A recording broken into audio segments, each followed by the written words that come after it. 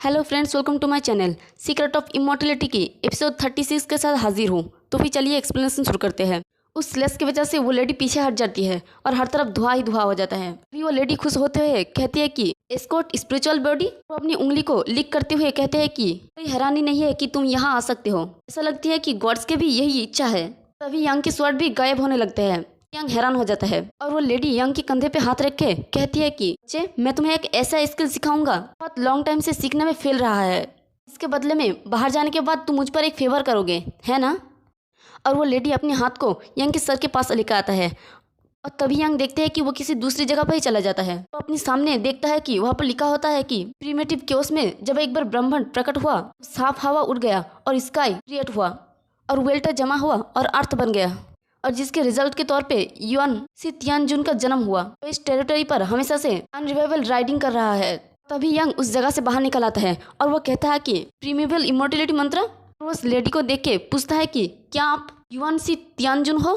सुन के वो लेडी कहती है कि करेक्ट, तुम सही हो। उस यार मेरी सोल को सेलेस्टियल वर्ल्ड में उन बूढ़े लोगों ने 3 पार्ट में डिवाइड कर दिया था। उन्होंने उन्हें 3 डिफरेंट प्लेस में कर दिया है।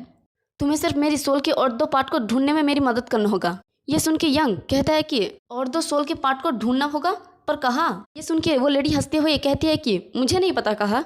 और ये सुन के यंग चिढ़ जाता है और वो लेडी यंग को कहता है कि हालांकि प्रीमेबल इमॉर्टलिटी मंत्र की में मास्टर होने के बाद तुम्हारे लिए कुछ गाइडेंस होगा। और वो यंग के ऊपर दोबारा चढ़ जाती है और मुस्कुराते हुए कहते हैं कि हालांकि बच्चे, मैं यहाँ पर 1000 सालों से ट्रैप्ड हूँ। क्या तुम मेरी लिबिडो को सेटिस्फाई करने में मेरी हेल्प करोगे? और उसे इस तरह से देख कर यंग शर्माने लगता है। दूसरी तरफ एजी उसे इस तरह से देख के गुस्से में चिढ़ते हुए कहता है कि बेशरम लड़की। और वो लेडी यंग को कहती है कि क्या तुम मुझे इसलिए डिस्पैरेजिंग कर रही हो क्योंकि मैं ब्यूटीफुल नहीं हूँ, या ऐसा इसलिए है क्योंकि मैं बहुत ओल्ड हो गई हूँ? उसकी बात सुन के यंग कहता है कि नहीं, ऐसा नहीं है, बस इसलिए है क्योंकि ये मेरी फर्स्ट टाइम है। वो लेडी खुश होते हुए कहते हैं कि अगर ऐसा है, और वो यंग को हग कर लेती है और वो अपनी जीभ को बाहर निकल के कहती है कि तो फिर आज तुम मुझे अपने केयर करने दो।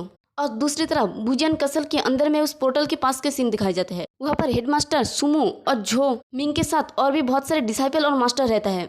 तभी एक डिसाइपल आके हेडमास्टर को ग्रीटिंग करता है और झो मिंग उस डिसाइपल को कहता है कि यहाँ पर क्या चल रहा है। वो डिसाइपल तियांगलिंग के हेड डिसाइपल किंग हाउ है। झो मिंग को कहता है कि मास्टर, हम सब शुरू में बुजियांग कसल में कॉम्प्रिहेंडिंग कर रहे थे। अचानक से वहाँ की मौजूद एनर्जी ने हमें बुजियांग कसल से बाहर निकलने के लिए फोर्स कर लिया और हम पहले इस सिचुएशन में कभी नहीं रहे। अभी सारे डिसाइपल उस पोर्टल की तरफ देख के हैरान हो जाते हैं। उस पोर्टल के अंदर से एक लाइट चमकने लगता है और झोमिन, हेडमास्टर और सुमो उस पोर्टल की तरफ देखता है तो वहाँ से एक हाथ बाहर निकल आता है और उस पोर्टल के अंदर से यंग आधे कपड़े पहनकर बाहर निकल आता है।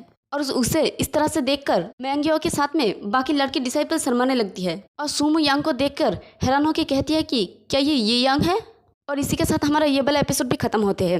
एक्सप्लेनेशन पसंद आई तो वीडियो को लाइक और चैनल को सब्सक्राइब कर दें। शुक्रिया।